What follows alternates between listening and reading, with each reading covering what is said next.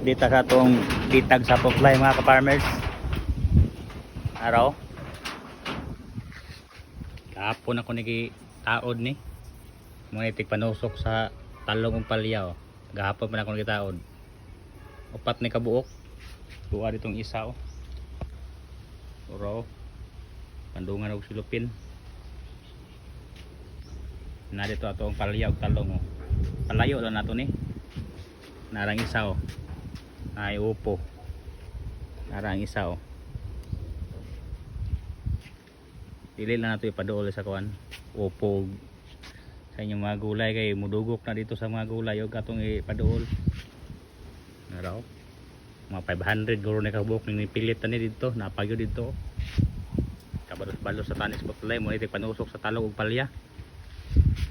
tagam ayun di kahawa no.